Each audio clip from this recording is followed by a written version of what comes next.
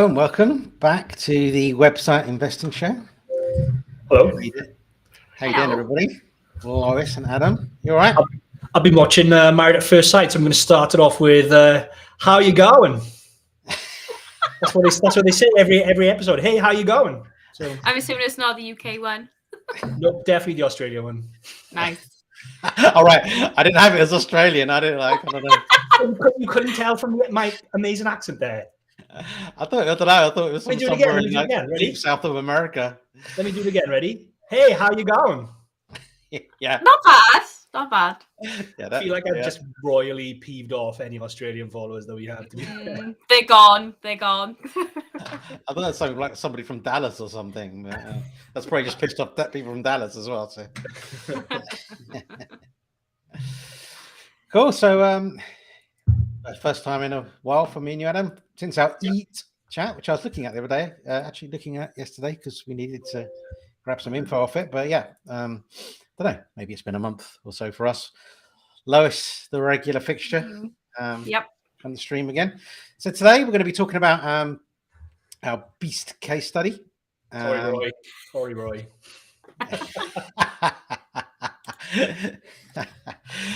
We're going to be talking about the H domain. H domain. It is an H domain case study. It's our internal project. We're kind of publicly sharing, where we're publishing a lot of posts on the site. We've been going around 8 months now, so just giving you kind of update on that to let you know where we're at. Lois is going to be doing some of our H domain teardowns as usual. Before we jump into the stream, let's do a little bit of housekeeping, which is, if you're new around here, don't forget to like and subscribe. We do live streams and podcasts. Live streams and a podcast every single week. So lots of great content, we hope. Subscribe to make sure you pick those up every week. And if we get 35 likes, I don't know if we're going to get 35 likes. It's been... we'll see. We've got 11 people on stream at the moment. Hopefully we'll get some more people joining. If we get 35 likes, though, we'll do a merch giveaway. T-shirts, mugs, caps, that kind of thing. Yes, that's it. Anything else before we go? What have you been up to this week, Lois, before we get a few more people join?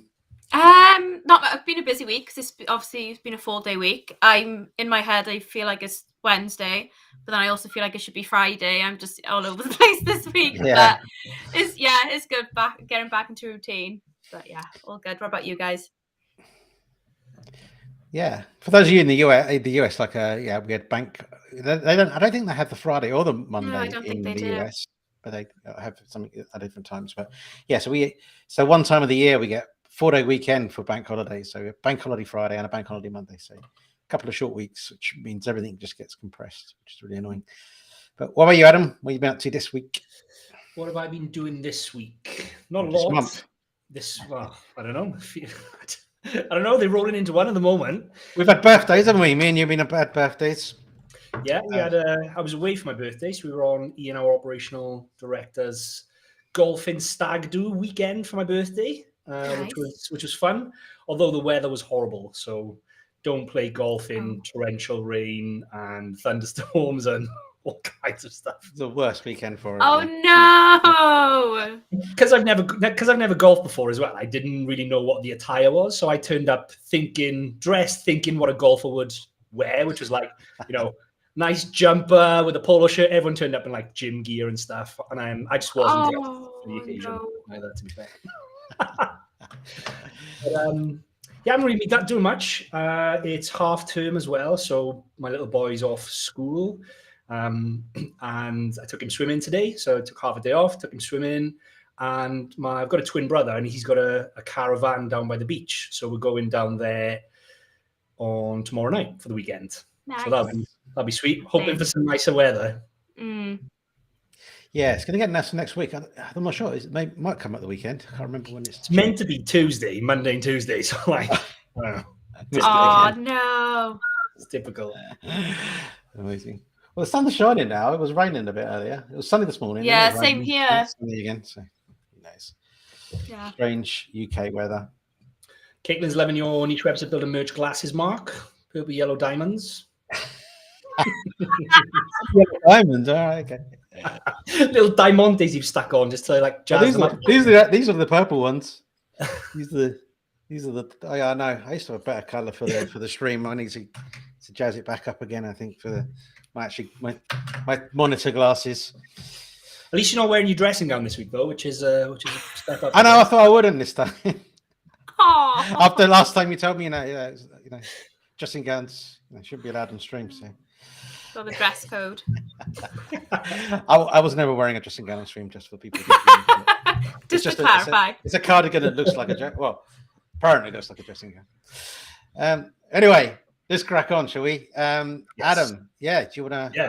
Well, I put Roy's comment up earlier, but it's Roy actually inspired us to do this update because I couldn't believe how long it'd been since we did the last update. And I had Roy's one of our customers. I had a call with him recently. He said, "What's going on with your beast case study update? I haven't heard anything. Has everything fallen apart?" I was like, no. But I then thought, how many other people might be thinking that? Because it's been a good couple of months. So thanks, Roy, for reminding us that we should be doing more regular updates. So let me pull up the presentation. So beast case study update. We've covered a couple of these now. I think this is maybe the third or fourth update. But just to kind of give a recap of where we're at. Essentially, it's an internal project. So, we do this day in, day out for our own personal portfolios, me and Mark and other members of the team.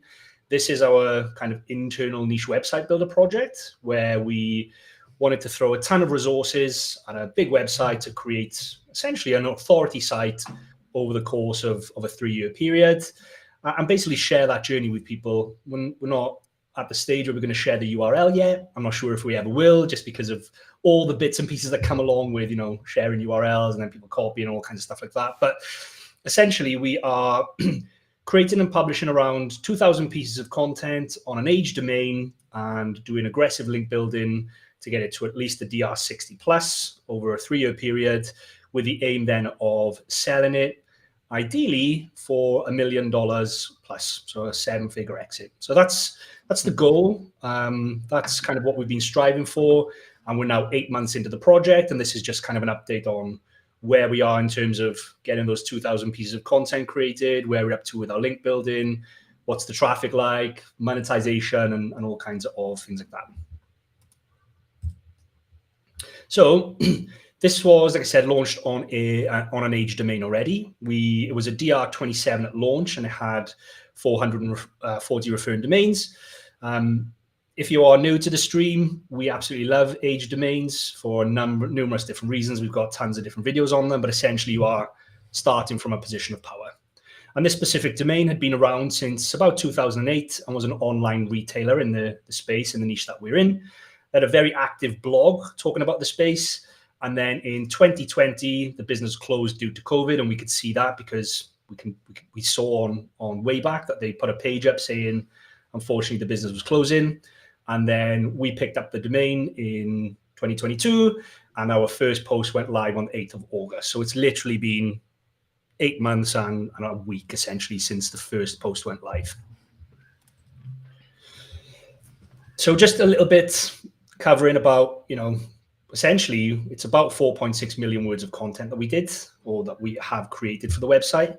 And that's a ton of keyword research that needs to go into that. And I just want to cover off the methodology that we use, which is our tomb raiding method. Again, we've covered this. We've got whole videos dedicated to our tomb raiding methodology. Is that we've actually been updating the methodology over the last couple of months just to incorporate more topic clusters and grouping of topics. Traditionally, our tomb raiding method was essentially looking for tons of competitors that are in the same space, pulling out some metrics around link profiles. So how strong is their backlink profile in comparison to the domain that you're starting with, and then pulling out their traffic metrics and looking for essentially anomalies. And by anomalies, I mean sites with really low DR or lowish DR and high traffic, and then trying to understand what those guys are doing a good job of in terms of their content. And that's good. And our old approach essentially was to find those websites, take out all the best pieces of content, best performing pieces of content, order them highest to lowest of traffic, and literally just work down the list. But we are adapting, and we have adapted our methodology now, where we, instead of just working down the list highest to lowest, we think about the bigger picture first and foremost. We'll create the site structure in a spreadsheet. So what of a website that was covering a certain topic, what are the main navigational items that you would want to see? What does the categorization look like? What does the subcategorization look like? And then from there, we would then start looking at, well, of those competitors that we found in our tomb rating, which categories do they fit in?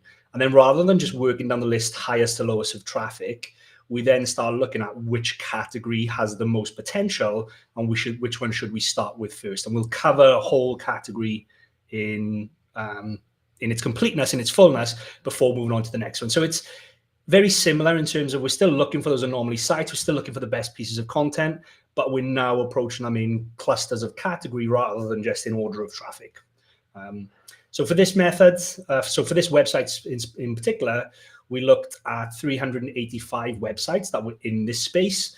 And those websites came from our data project. I'll talk a little bit later on about what our data project is and why it's important. But essentially, we looked at about 385 competitors to do the keyword research for just over 4 million words of content.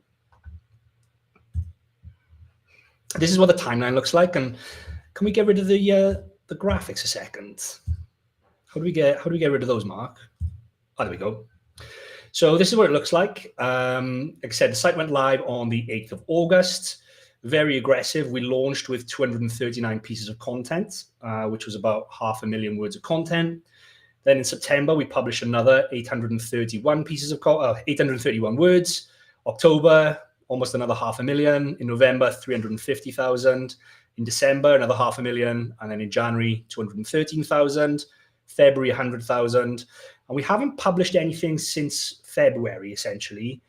But we have written 518 pieces of content, which is now the complete, all of the content that we need.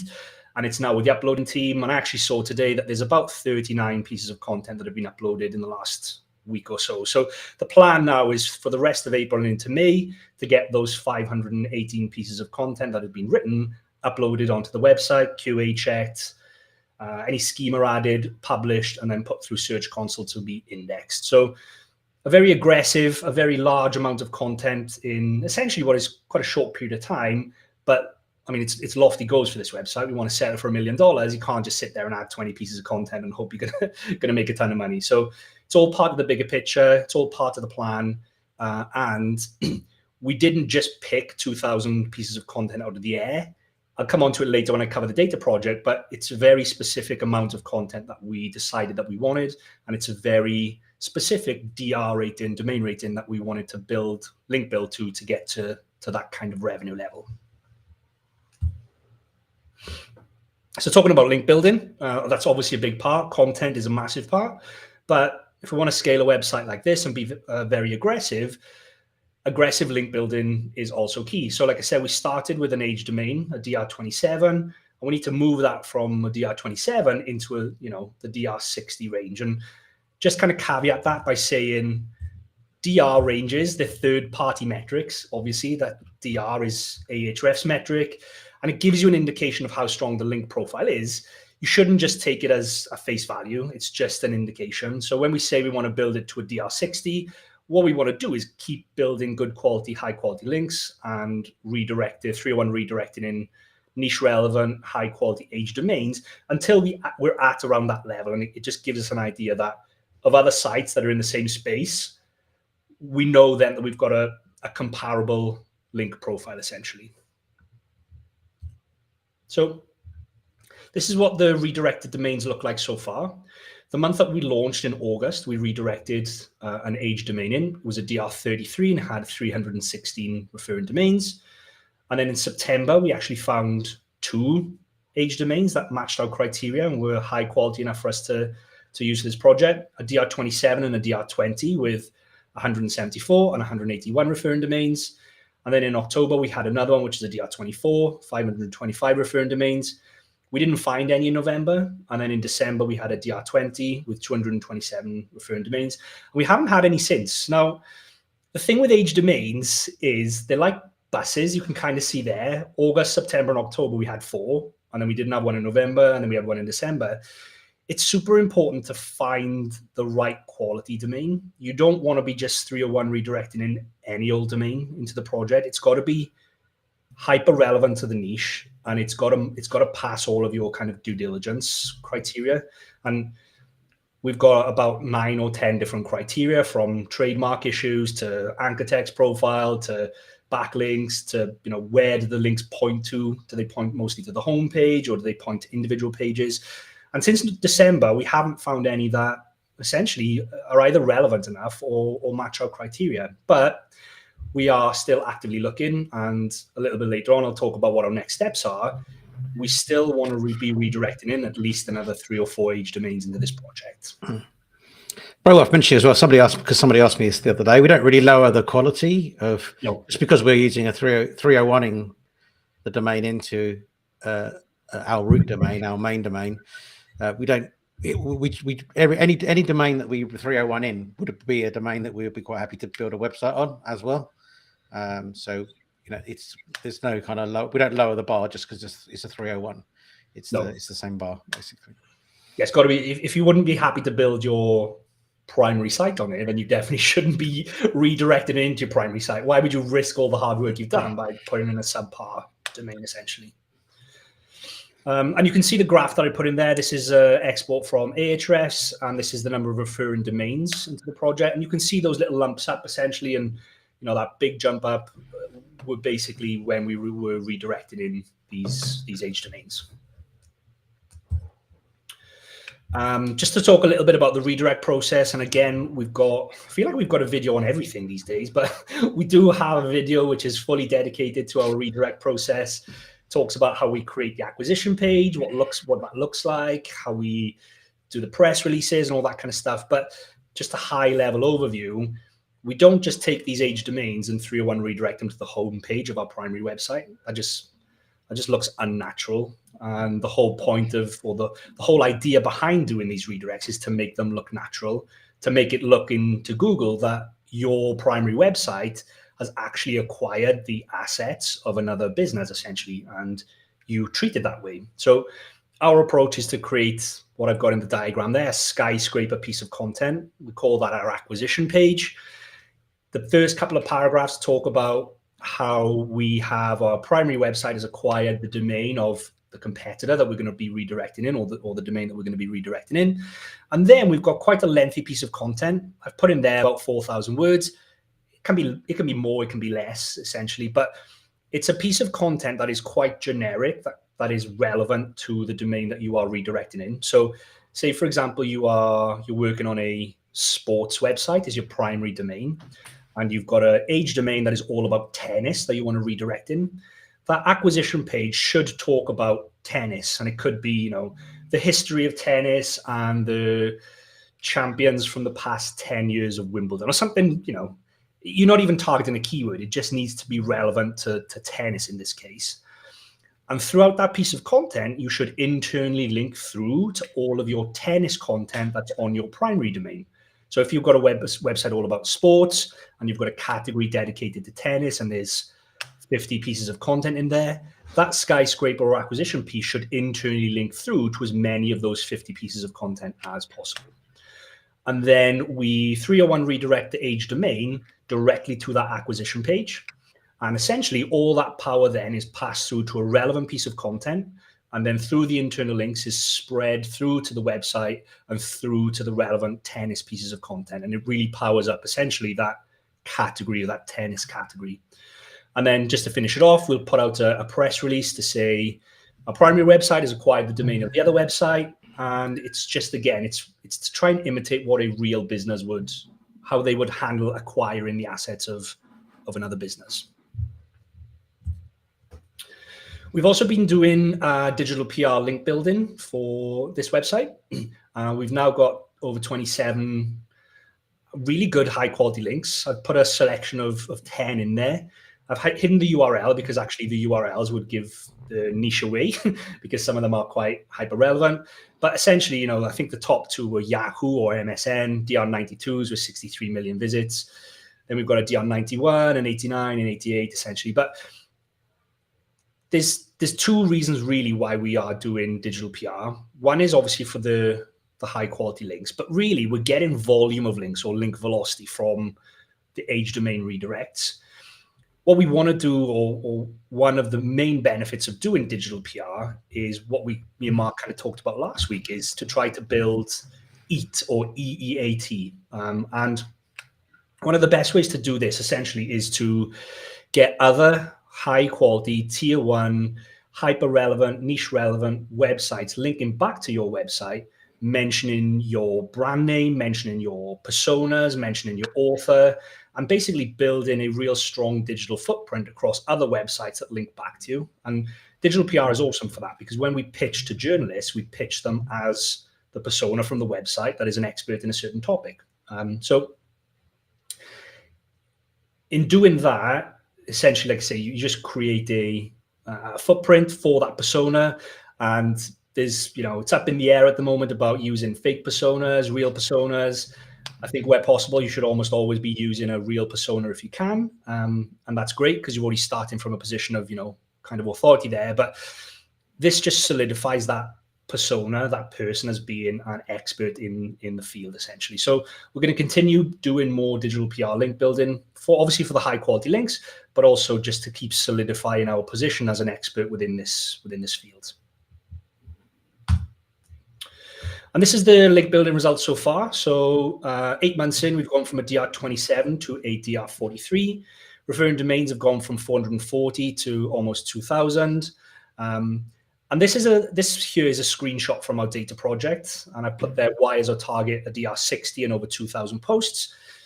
What this screenshot is and what our data project was basically we looked at 5,000 websites, affiliate and informational based websites. And we wanted to understand, if we wanted to hit certain revenue levels, certain revenue targets, how many pieces of content on average do those sites have, and what does their link profile look like? So the goals for this project I'll share at the end, but the goals for this project is to bring the monthly revenue to $25,000 a month.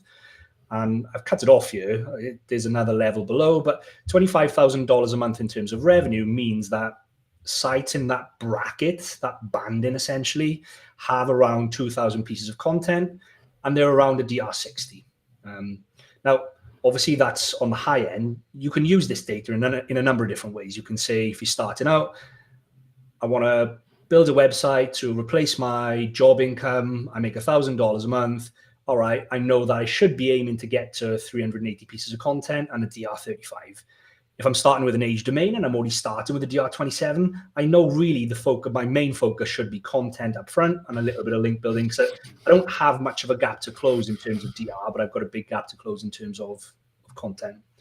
And then when you get there to that kind of $1,000 level, you then say, okay, well, where do I go next? And the next kind of level up is sites that are earning $2,500, $3,000.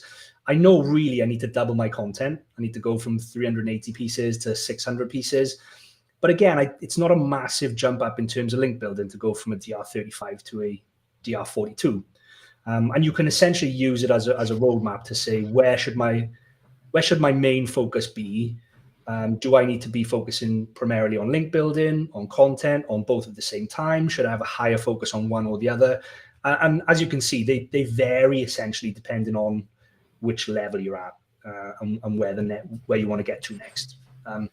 So for us, a DR60 and 2,000 pieces of content means that we're in that range of websites making $20,000 to $25,000 a month. The other thing that we've done recently is we've added more schema for EEAT, and we talked about this, me and Mark, on our podcast last month. We've actually recently updated all of our SOPs to add this. We do this for all of our age domain site builds now.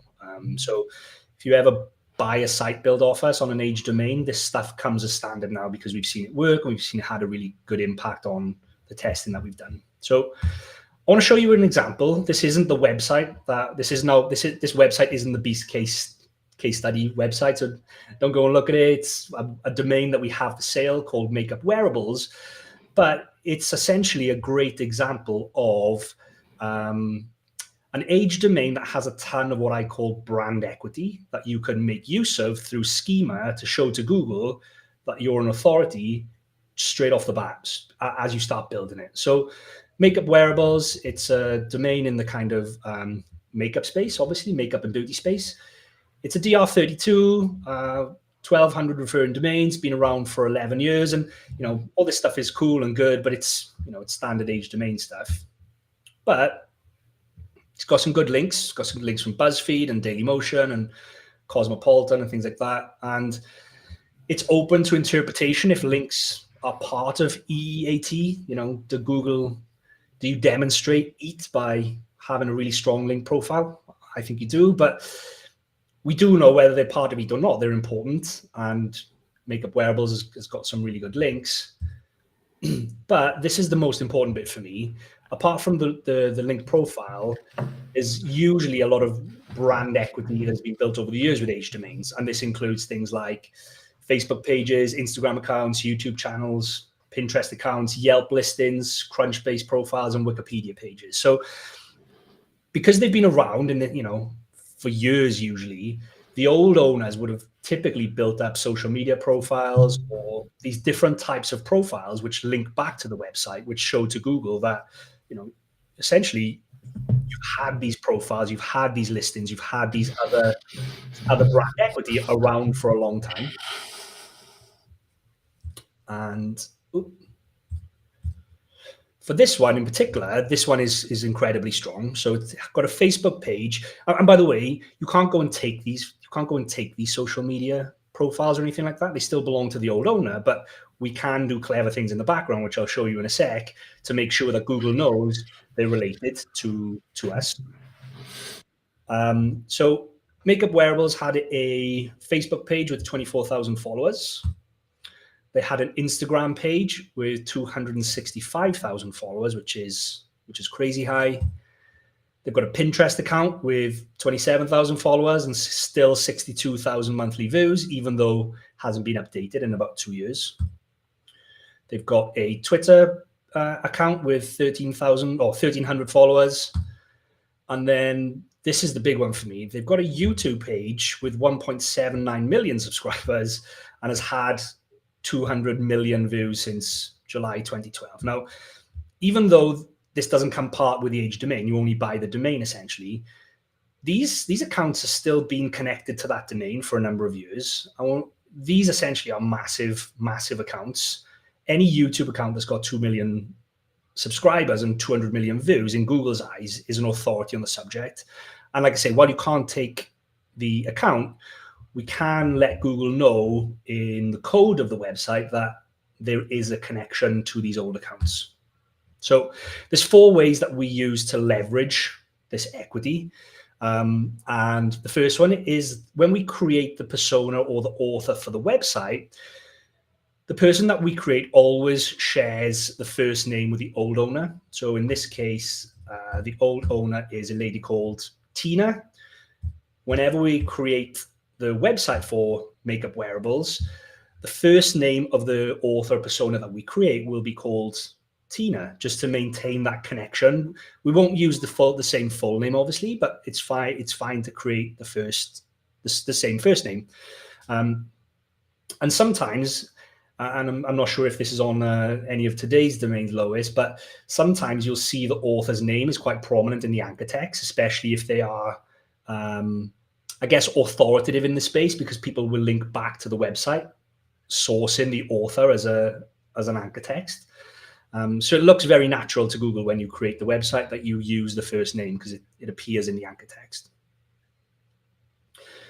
The second thing that we do is we mark up the About Us page with person schema and add any old social media accounts to that schema. So those Facebook accounts, those Pinterest accounts, that YouTube account, any Yelp pages or Crunchbase profiles or Wikipedia pages, we add that stuff to the person schema that sits on the About Us page. Now, it's not visible on the front end, so any visitor that comes to the website can't see that, but via structured data, we show Google that there's a connection to those accounts. And usually those accounts have been abandoned for years, but like I say, they're still super valuable to Google. So in a data way, when Google comes and their bot crawls the site, they see the structured data, they see the person schema, they see that it's connected to these old accounts, but you can't come and just you wouldn't be able to see that on the front end. So anyone just visiting wouldn't see that, but in Google's eyes, it's there.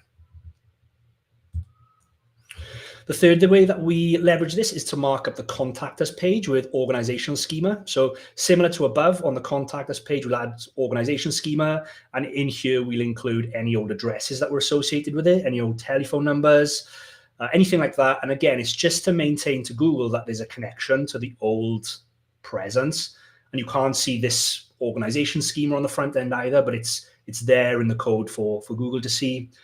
And then the last thing that we use, or that we do, we use Yoast, but you can do it the same with Rank Math, is we add same as schema to each post created by the author, by that author, and it links. It's basically like we add. It's not author schema, but it's same as schema to the author box, basically.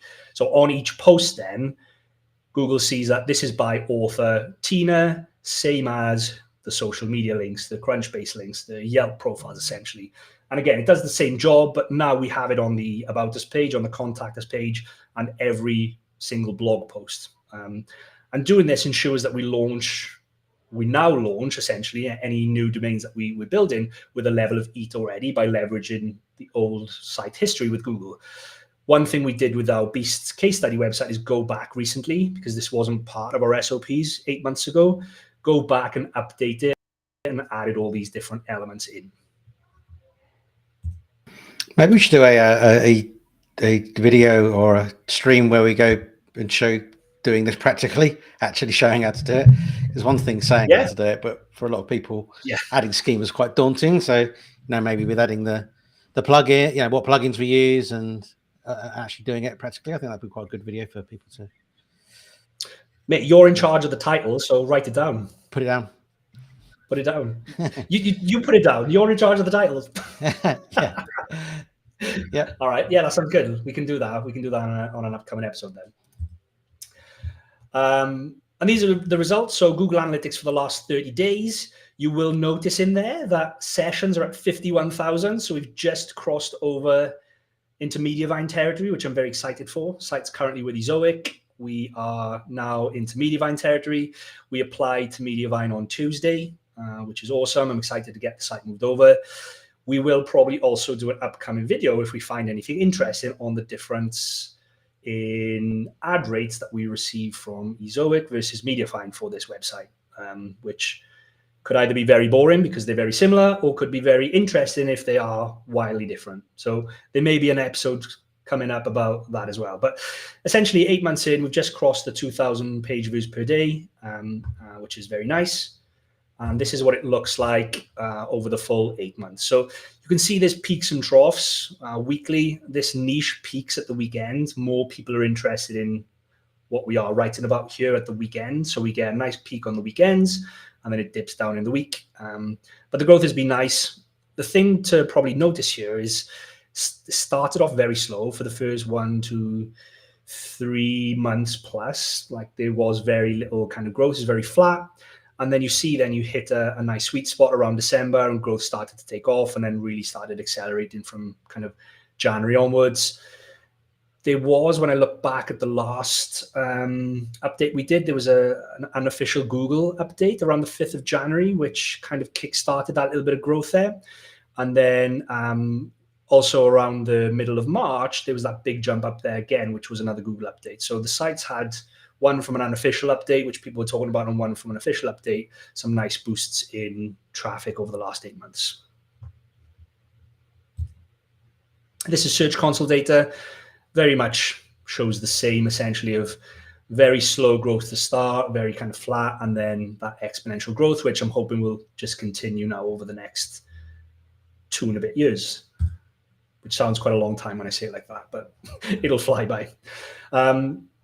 We integrated the site with Ezoic on the 21st of November, and actually had some pushback on this. So I do some updates on this on LinkedIn about the case study now and again. And when I put out an update on there saying that we'd integrated the site with Ezoic, but our goal was to grow the site to Mediavine level as quickly as we could and above, a few people were like, why put it on Ezoic? Why slow down the website when essentially it's on a growth trajectory where, essentially in another 4 months, in this case, or 5 months, we've hit Mediavine level. And my pushback to that is, why not? Like, we would have missed out on basically $1,600 in revenue, which in the grand scheme of things is not massive, but like it's something, right? And if you are investing money in a project and, you want to see a return as quickly as you can, even if it is a small return, it motivates you to carry on going.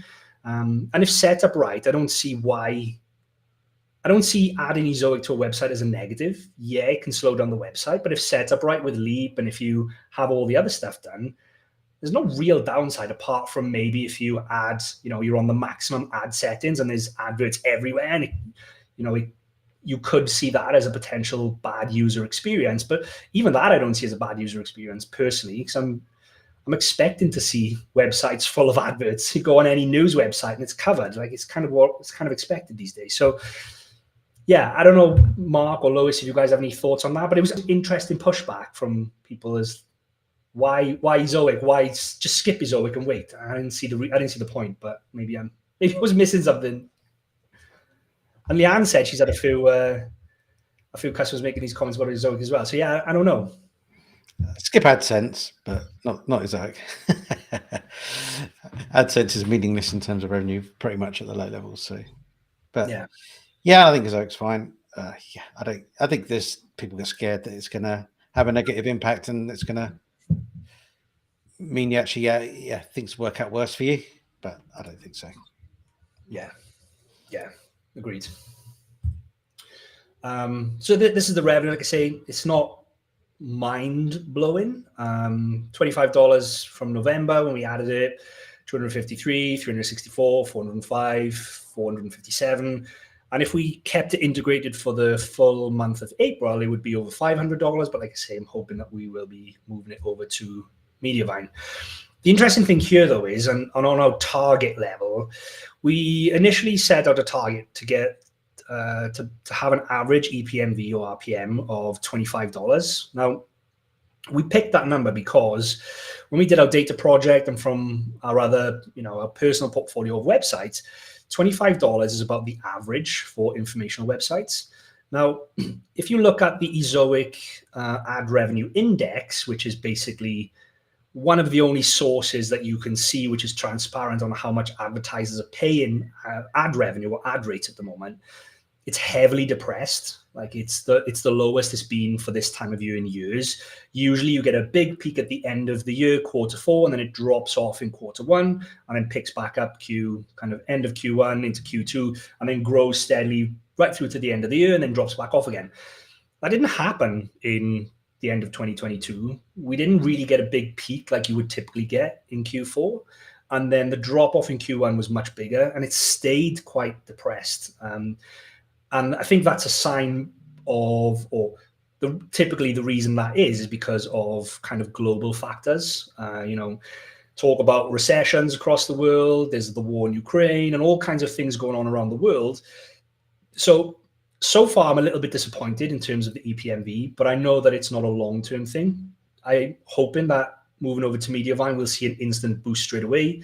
We have had a couple of clients that have moved over and seen almost a double in rates. But like I say, we've seen some clients move over and not seen kind of any movement at all. So it'll be interesting to see exactly what happens here. And if there's interesting results, we'll kind of document them. But I don't foresee this EPMV being so depressed for the duration of this project. I see it coming back, hopefully by the end of this year when things kind of settle down and we get into Q4 again, and hopefully the world sorts itself out and we can start making more money essentially again.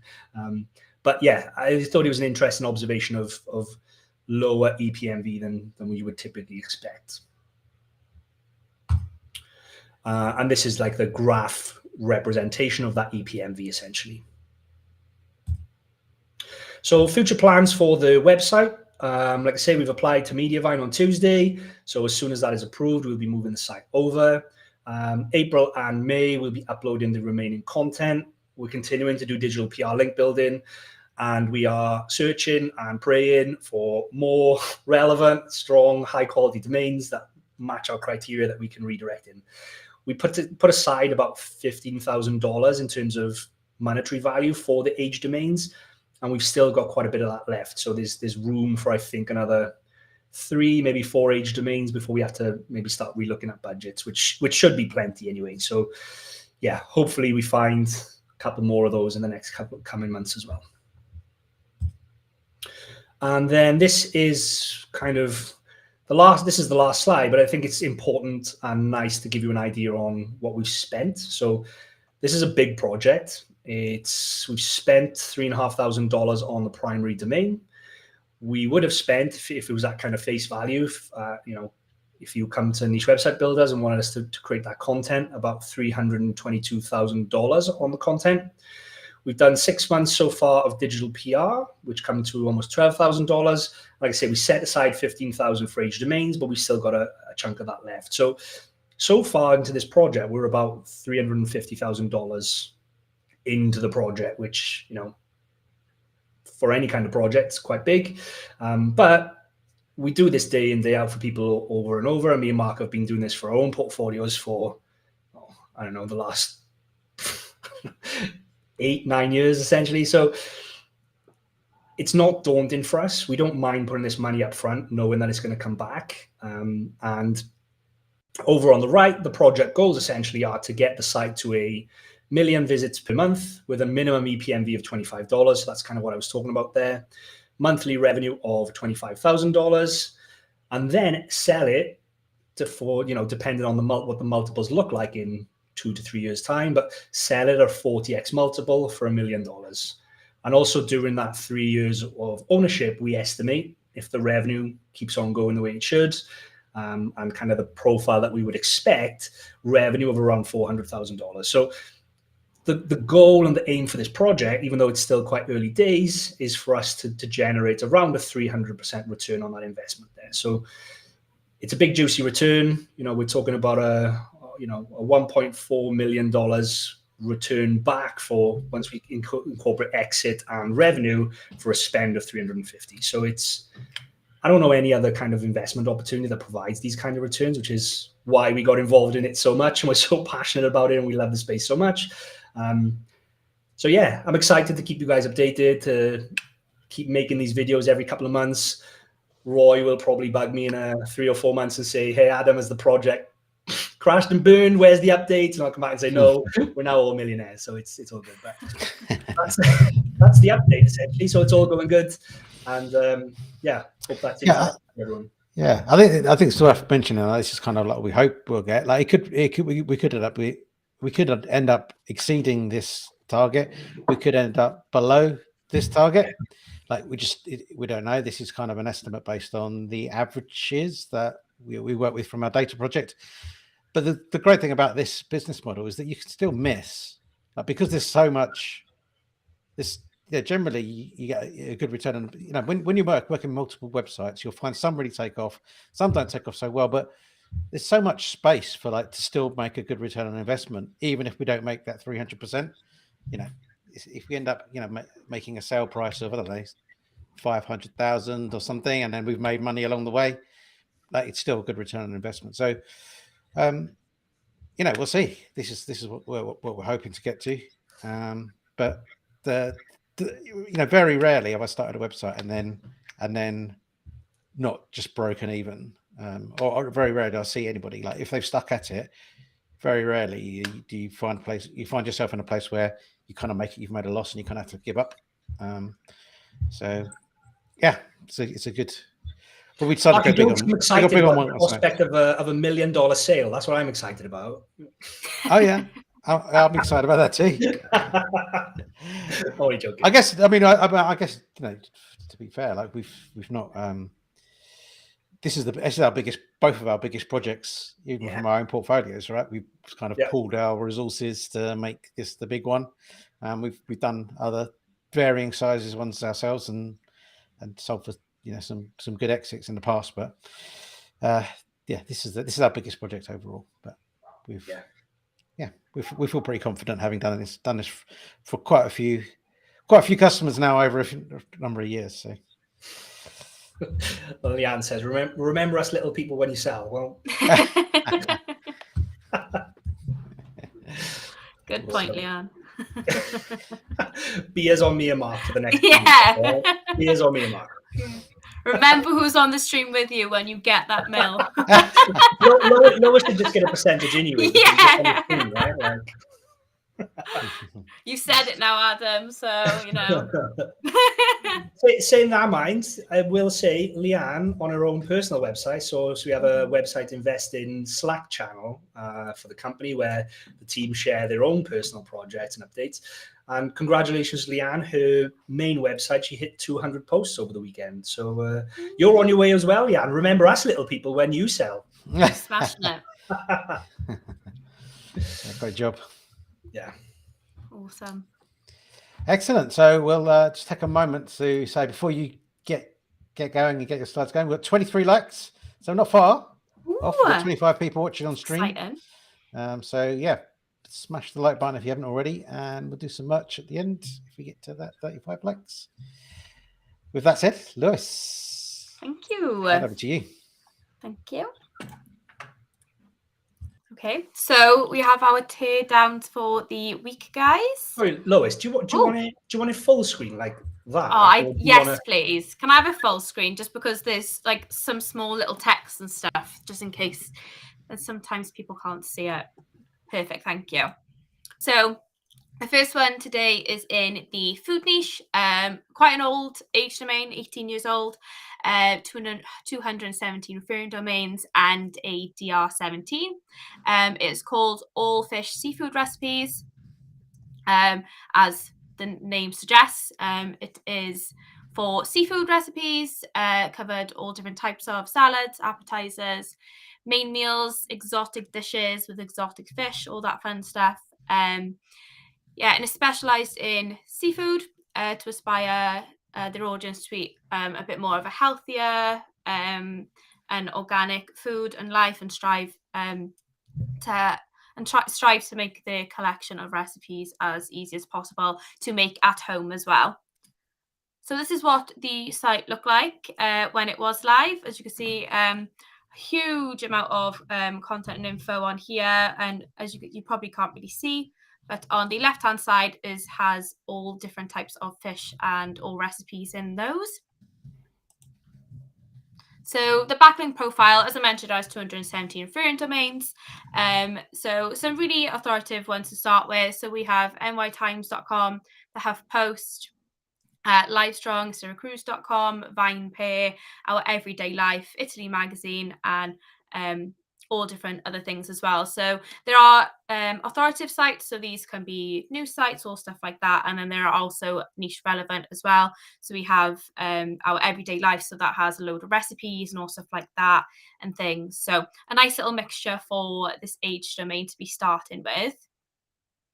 And then we have our anchor text as well. So we don't actually have any persona anchor text today, but we do have branded, which is really important when it comes to looking at an age domain. We always look at these, see if they're in there, which they are for this one as well. So we have our branded, some naked ones, and then just some content relevant ones, oysters, recipes of the day, that type of stuff. And then we have our best by links as well. So as you can see right at the top here, it's going to the homepage, exactly what we like to see. When we are looking at an age domain, this is where we like our referring domains to go to. Really natural looking backlink profile. As you can see here as well, there are a couple of other referring domains for different types of recipes. So we could potentially be looking at recreating those as well, if those referring domains are any good. So our strategy for this one, pretty simple. How to guides, how start all seafood relevant, how to skin a fish, how to prep seafood correctly, boil seafood. I know on TikTok at the moment, seafood boils are huge. So that's definitely a bit of content that we'll be looking into. informational pieces. So, your health benefits of eating seafood. The ethos for this site, they really wanted to show a healthy lifestyle, how seafood and their recipes and stuff can really help you benefit that at home. Ways to incorporate more seafood into your diet, the benefits of all of that stuff.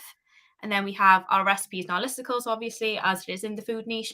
So lots of different seafood recipes: prawns, cod, lobster, hake. And then you could also do a silo with types of wine that pair well with fish. So lots and lots of stuff to cover for this one. So we have our first competitor. So we have tastefullygrace.com. It is slightly lower than us with 44.7k of organic monthly traffic, 402 pages of content, and this could potentially be something that we could look at Tomb Raiding. They do cover a lot of different recipes, but they have a huge section for seafood, so it could definitely be something that we could look into as a content cluster for Tomb Raiding. And then we have our biggie, thekitchen.com. It's DR86, 7.1 million of monthly organic traffic. Huge site with just over 49,000 pages of recipes and loads of different types of recipes, cuisines, that type of stuff. And it really is a perfect example of the type of success that you could definitely achieve and is available within the food niche. So what makes these competitors stand out to others? So for one, they use their own imagery, as we've mentioned on here, eating or stuff like that. One thing that's really important when it comes to trying to gain that eat on Google is the use of your own imagery wherever you can. They also do have their own cookbooks available, which is really interesting and definitely something that could be developed within the strategy for this domain. Huge amount of content from different dishes, cuisines, reviews, all that type of stuff. And then you have your social media accounts linked to the sites. Again, EAT really helps with that. They have the frequent content being uploaded enough weekly. It's really important to keep your content running through as frequent as you can. They also do have their own newsletters and other subscription opportunities. They have Facebook groups, all stuff like that, really creating a community within the niche. So really important stuff to take into account if you are looking at getting into the food niche. And again, the revenue opportunities. So another clip from our data project. We love it. If none of you know, we've done a data project of over 5,000 websites. We love it. It's an awesome place for us to look at when it comes to different niches and stuff, and just really show our customers and you guys, the amount of opportunity and growth that is available within different niches. So revenue opportunities, you want really diversify your income. You've got your display ads, your affiliate programs, they come part and parcel really. And then you have your newsletters, especially within the food niche, your own courses, your own products. You could come out with your own recipes and all stuff like that, sending them in your newsletters, creating a course, a seafood course or anything like that. And then really diversifying your traffic through those networks then with through your socials, emails, all that type of stuff. And as I mentioned, EAT optimization. So that's really adding your own imagery, getting all your socials and stuff linked within your site, your schema, with your frequent content, and then your link building. There's huge opportunities for this niche. So really exciting. This is on our site as well. If you would like to take a little bit more of a look, there's a bit of a deeper dive on the anchor text, our backlink profiles, or stuff like that. So that is actually live on Niche Website Builders. And then we have our second domain today. So this is a different one. It is in the spiritual niche. This is 6 years old, has 113 referring domains and DR28. So this is called So You Want to Be a Witch. So this one is definitely a fantastic name. Definitely thought this was going to be Leanne's website, to be fair. I as soon as I seen it, I did tell her. But yeah, she hasn't snatched it up yet. But yeah, Leanne is like our little niche nice witch. But yeah, so it was created back in 2018 by Sarah. She actually had a podcast, So You Want to Be a Witch.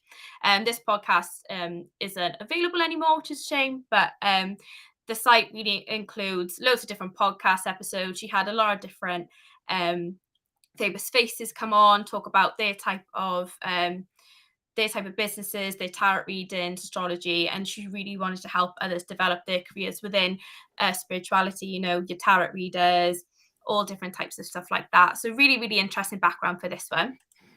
Also, just to add what, even from Adam was saying earlier, you can still use Schema to associate this podcast to the site. Absolutely. Give it some credibility too. Mm-hmm.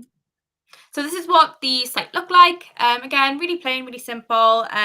Really just there to advertise the weekly podcast that she had going on. But yeah, a really, really informative site. So backlink profile for this one, 113 referring domains.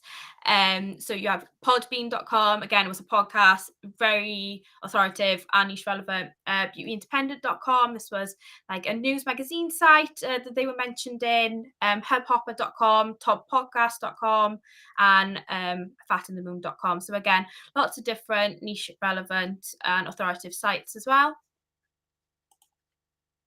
And then the anchor text. So You Want to Be a Witch right at the top branded, exactly what we like to see. As you can see here, there are some names. So definitely something that we will be looking into creating personas for. And then we have our best by links as well. Again, the majority of our referring domains are being directed into the homepage, which is exactly what we like. And then there are a couple of different ones that are going to different podcast pages for that one as well. So the strategy for this one, so we'll really dig into our informational articles.